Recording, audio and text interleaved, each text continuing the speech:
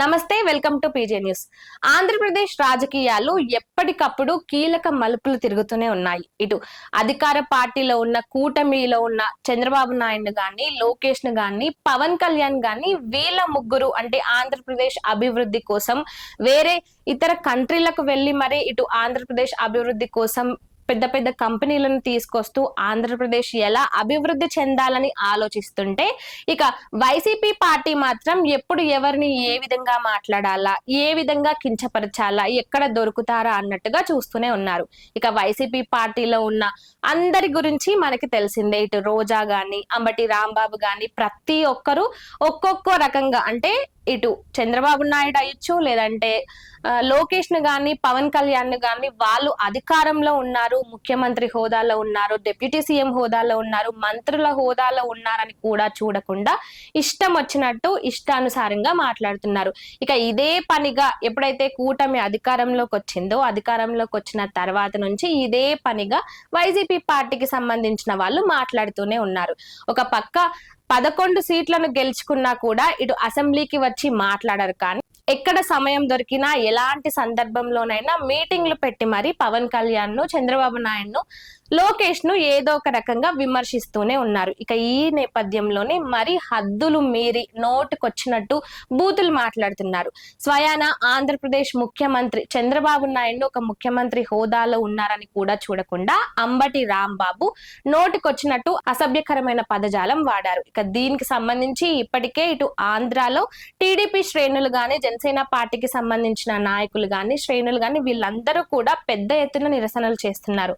అంటే పార్టీలకు సంబంధించి ఎలాంటి హోదాలో ఉన్నారు, ముఖ్యమంత్రి హోదాలో ఉన్న ఆయన్ను ఈ విధంగా మాట్లాడడం ఎంతవరకు కరెక్ట్ అంటూ కూడా ఎంతో మంది ఇటు వీళ్ళపై మండిపడుతున్నారు. అయితే గతంలో మనం చూసుకున్నట్లయితే పవన్ కళ్యాణ్ విషయంలో గానీ, చంద్రబాబు నాయుడు విషయంలో గానీ, చంద్రబాబు నాయుడు అరెస్ట్ అయినప్పుడు చూసుకున్నా, లేదంటే పవన్ కళ్యాణ్ ఇటు రాజకీయాలకు సంబంధించి ఆయన సభలు పెట్టి మాట్లాడినప్పుడు కానీ ఫస్ట్ నుంచి ఎప్పుడు చూసుకున్నా కూడా ఇటు వైసీపీ పార్టీ వాళ్ళు అధికారంలో ఉన్నప్పుడు కూడా అధికారం మీద దృష్టి పెట్టకుండా ఎంతసేపు వీళ్ళని విమర్శిద్దామా, వీళ్ళని దూషిద్దామా అనే ఒక పనిలోనే నిమగ్నమై ఉన్నారు. ఇక ఈ నేపథ్యంలోనే ఇటు ప్రజలు కూడా మంచిగా బుద్ధి చెప్పారు. వాళ్లకు కేవలం 11 సీట్లకు మాత్రమే అంకితం చేశారు. అయినా కూడా ఇప్పటికీ వైసీపీ పార్టీ వాళ్లకు కాస్త కూడా జ్ఞానోదయం అయితలేదు. ఇప్పటికీ ఇటు చంద్రబాబు నాయుడు గాని, పవన్ కళ్యాణ్ గాని ఎంత నోటికొచ్చినట్టు మాట్లాడుతూనే ఉన్నారు. అయితే ఇటు చంద్రబాబు నాయుడు గాని, లోకేష్ గాని వీళ్ళెప్పుడు కూడా, పవన్ కళ్యాణ్ కావచ్చు, వీళ్ళెప్పుడు కూడా ఎవరి గురించి కూడా ఇటు రాజకీయంగా సంబంధించి ఎక్కడా కూడా అసభ్యకరమైన మాటలు మాట్లాడలేదు. కానీ ఇటు వైసీపీ పార్టీకి సంబంధించిన అంబటి రాంబాబు కావచ్చు, రోజా కావచ్చు, పేర్ని నాని కావచ్చు, ఇలా వైసీపీ పార్టీలో ఉన్న ఎవరిని చూసుకున్నా పని కట్టుకొని మరి తిట్టడం వాళ్ళకున్న పని.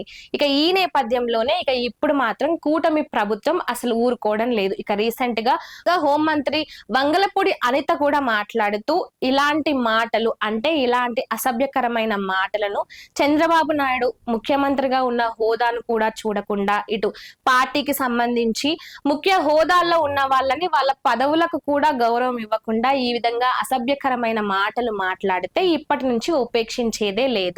అంబటి రాంబాబు ఇటు టీడీపీ పార్టీ నాయకులకు, చంద్రబాబు నాయుడుకు అందరికీ కూడా క్షమాపణ చెప్పాల్సిందే, క్షమాపణ చెప్పకపోతే ఉపేక్షించేది లేదంటూ ఆమె సీరియస్ గా వార్నింగ్ ఇచ్చారు. నమస్కారం. ఈరోజు నిజంగా చెప్పాలంటే ఈ రాజకీయాలు ఇంతలా దిగజారిపోతున్నాయా? రాజకీయ నాయకుడు పదవుల గురించి, లేకపోతే వాళ్ళ నాయకుడు తాలూకా ప్రోత్సాహం గురించో, లేకపోతే వాళ్ళ నాయకుడు తాలూకా మన్నల్ని పొందడానికి వైఎస్ఆర్సీపీ నాయకులు ఇంతలా దిగజారుతున్నారా? నిజంగా చాలా బాధ అనిపించే సన్నివేశం. ఎందుకంటే ఒక మంత్రి చేసిన వ్యక్తి, రాజకీయంగా చాలా పదవులు చేసిన వ్యక్తి, చాలా సీనియర్ మోస్ట్ నాయకుడు, వైఎస్ఆర్సీపీ నాయకుడు అంబటి రాంబాబు. నేను ఇంతకు ముందు అంబటి రాంబాబు గారు అనేదాన్ని, కానీ గారు అన్న పదానికి అర్హత లేని వ్యక్తి అంబటి రాంబాబు. అంబటి రాంబాబు ఈరోజు ఒక చంద్రబాబు నాయుడు గారి గురించి మాట్లాడిన భాష, నేను ఒకటే సూటిగా అడుగుతున్నా, నీ భార్యకి గాని, మీ తల్లి గారికి గాని ఒక్కసారి నువ్వు మాట్లాడిన భాష ఏదైతే ఉందో ఒక్కసారి చూపించి నేను మాట్లాడింది కరెక్టేనా అని మీ తల్లిని అడగండి, లేకపోతే మీ భార్యని అడగండి, లేకపోతే నీకు కూతురుంటే మీ కూతురుని అడగండి. అది కరెక్టే అని వాళ్ళు ఎవరైనా నోటుని చెప్తారేమో ఒక్కసారి ఆలోచించండి. సరిక అంతేకాకుండా గతంలో ఎప్పుడు చూసుకున్నా అంటే లోకేష్ యువగలం పాదయాత్రలో ఇటు జగన్మోహన్ రెడ్డి అధికారంలో ఉన్నప్పుడు ఎన్ని రకాలుగా ఇబ్బందులు పెట్టినా కూడా ఏ ఒక్క రోజు ఆయన ఇలాంటి అసభ్యకరమైన పదజాలం వాడిందే లేదు. ఇటు చంద్రబాబు నాయుడు అరెస్ట్ అయినప్పుడు అయి ఉండొచ్చు, లేదంటే వాళ్ళ సతీమణి అసెంబ్లీ సాక్షిగా ఇటు వాళ్ళు మాట్లాడిన మాటల విషయం అయి ఉండొచ్చు. ఏది చూసుకున్నా కూడా ఎప్పుడు కూడా అంటే ఒక రాజకీయ పార్టీలో ఉంటూ ఇలాంటి పెద్ద పెద్ద హోదాల్లో ఉన్న వాళ్ళు కూడా ఈ విధంగా ఇలాంటి అసభ్యకరమైన పదజాలం వాడడం, కావాలని అక్కడ జనాలను అందరినీ పోగేసి ఏదో ఒకటి చేయాలి, ఏదో ఒక రచన చేసి ఖచ్చితంగా కూటమిలో ఉన్న వాళ్ళకి చెడ్డ పేరు తీసుకురావాలి, ఎవరినో ఏదో ఒక రకంగా ఇబ్బంది పెట్టాలని ఆలోచనతో ఉన్న అంబటి రాంబాబు లాంటి వాళ్ళకి కూటమి ప్రభుత్వం మంచి బుద్ధి చెప్పిందని అనుకోవాలి. ఇక ఇప్పుడు ఆయనకి 14 రోజుల రిమాండ్ ఇచ్చింది. ఇక ఆ తర్వాత మళ్ళీ అంబటి రాంబాబు ఈ విధంగానే మాట్లాడతారా, లేదంటే కాస్తైనా చూసుకొని ఎవరిని ఏ విధంగా మాట్లాడాలనే ఒక స్పృహతో మాట్లాడతారా, అసలు ఇంతకు ఆయన బయటకు వచ్చినాక ఏం మాట్లాడతారు, ఏ విధంగా ఉంటారు, ఇప్పటికైనా తప్పు తెలుసుకొని క్షమాపణ చెప్తారా లేదా అనేది చూడాలి. ఇక ఈ అంశానికి సంబంధించి మీరేమనుకుంటున్నారో కామెంట్ రూపంలో చెప్పండి.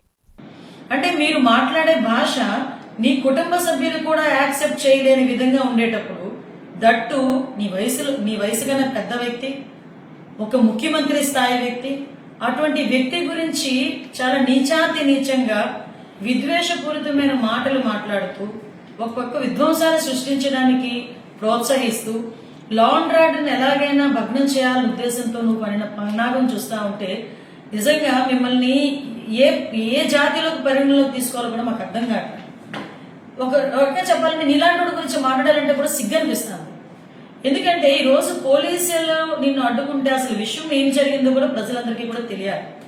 ఒక ఫ్లెక్సీలు తొలగించే విషయంలో మీరు వస్తాను అంటే డిపార్ట్మెంట్ నుంచి చాలా క్లియర్ గా ఇన్స్ట్రక్షన్ వచ్చింది. మీరు అదే పని మీద కనుక అక్కడ వస్తే ఇబ్బంది పడతారు, మీరు అక్కడికి రాకూడదు అంటే మీరే స్వయంగా అంబటి రాంబాబే స్వయంగా పోలీసులకి నేను గుడికి వస్తాను, గుడి దగ్గర నుంచి బయట ప్రెస్ మీట్ మాట్లాడుకుని వెళ్ళిపోతాను, దానికి మాత్రమే డిపార్ట్మెంట్ పర్మిషన్ ఇచ్చింది.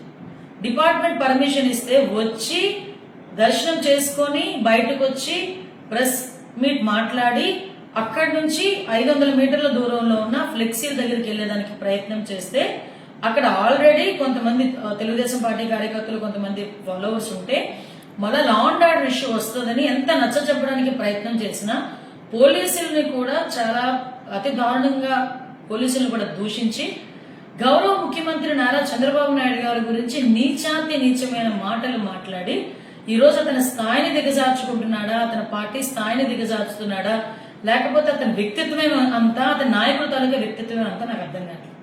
ఏమండి, మీరు అధికారంలో ఉండేటప్పుడు పట్టాభి గారు బోస్ డీకే అనే ఒక పదం ఉపయోగిస్తే మా పార్టీ ఆఫీస్ మీదకి వచ్చి మా పార్టీ ఆఫీసుని ధ్వంసం చేసిన సంఘటన మీకు గుర్తు చేయాలి.